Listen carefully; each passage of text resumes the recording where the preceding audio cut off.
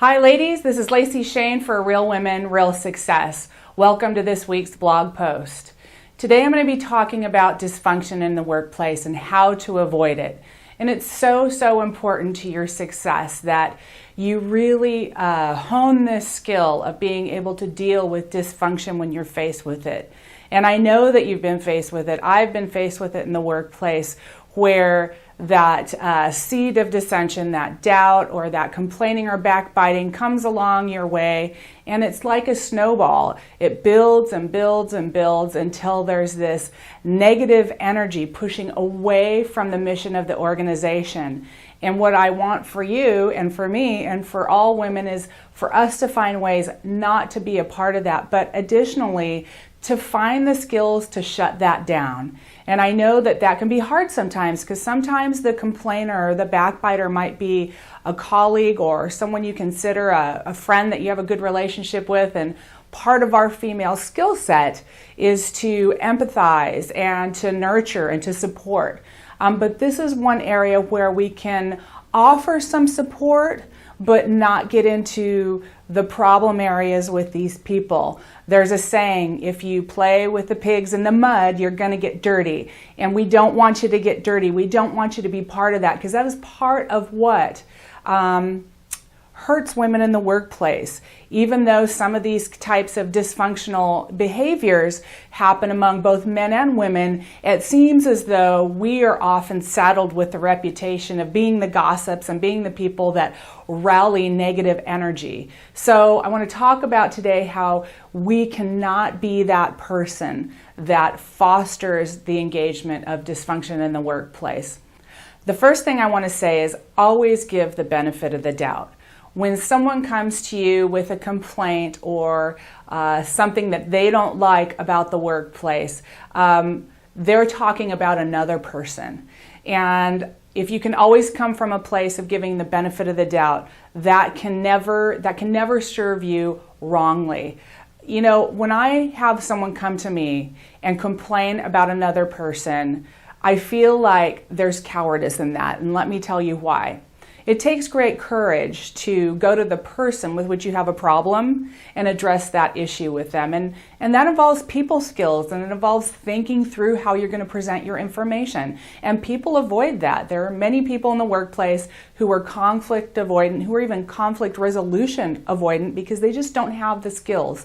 So understand that going into this, that most people in a big work environment are not going to go to the person with which they have the problem. But the leader does. And how you can help this situation in your workplace is if someone comes to you, just simply don't engage. And one of the things that's very easy to say, that I say all the time, is I just don't think I'm the right person to talk to about this. I think that it's important for you to go talk to that person and try to resolve your issue. Because remember, this is a seed of dissension. What happens if this goes out and out and out to more people? It's like that snowball. It builds, and suddenly you've got a rift in the team, you've got doubt in leadership, you've got a lot of energy being devoted to a very negative topic that may or may not even be true, that could have been dispelled, that could have been explained away, or at least could have been negotiated.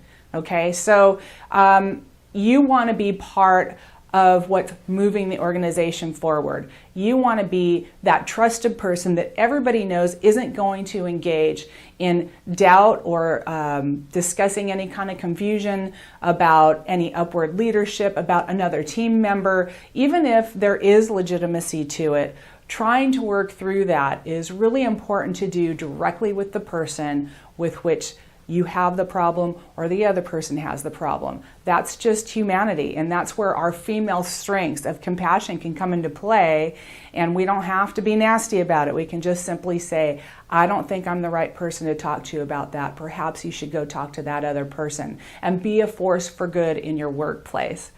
The other scenario that you might encounter is if it's your boss or a VIP or a person who is in a position of power. And one of the things I want to say is that just because someone's in a position of power doesn't mean they're a great leader. What it means is they have some exceptional skill that got them there. There are a lot of leaders in leader positions that have great leadership skill. There are a lot of leaders that have leadership positions that don't. or that have certain honed skills and not others.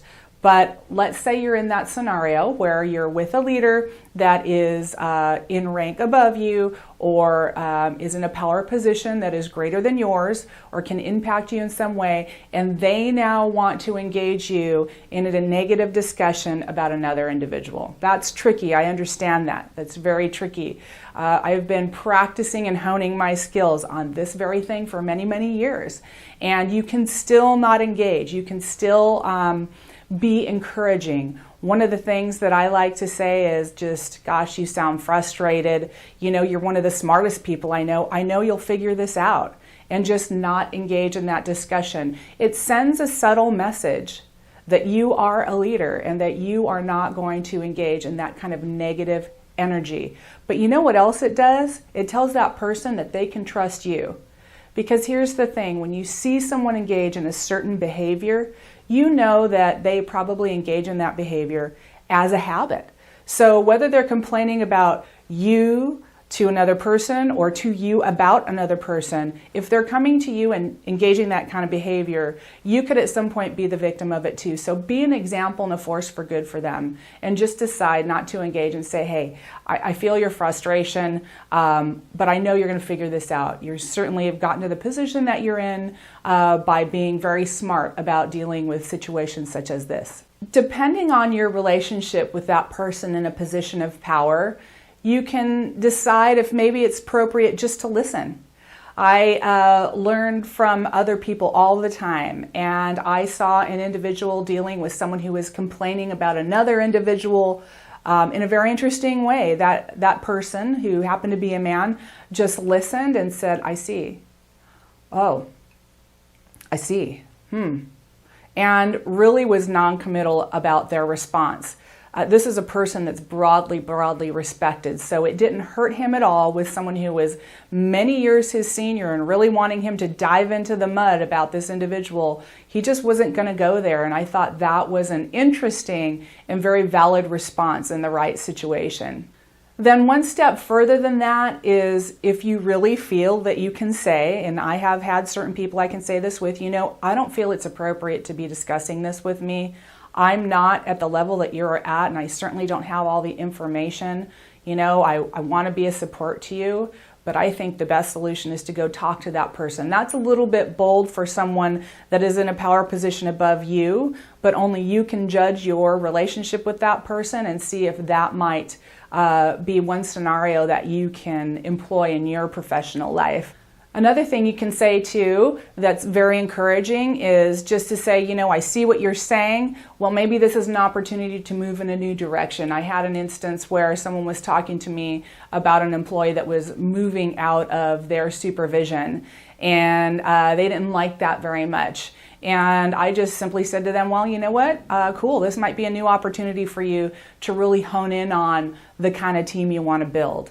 So that's another scenario. There's all kinds of scenarios that you can think through ahead of time and try to give yourself the tools to remain Switzerland, remain that neutral party. Because what this is going to do, it's going to allow you to be who you are. It's going to allow you to leverage the support skills, the compassion that we have innately within us as women to help people feel good and feel supported by us without getting into the mud, and thereby not ruining your reputation, not being a force towards energy that is not productive in the workplace, and towards really building a reputation of being that leader that at any level can actually influence people to do the right thing while being supportive. So I hope that served you well. It's definitely a difficult issue. I welcome your questions and your comments. I will definitely respond to them. I hope we can have a dialogue about this issue and other issues, because some of these are tough and it gets tricky in the workplace when we're dealing with people. But it's our people skills as women that we really have locked down. If we can use them just the right way, we can really elevate ourselves and bring ourselves to higher levels of leadership. So thanks for watching. Know I'm your biggest fan. I want you to go out there and have a great week, and I will see you next week.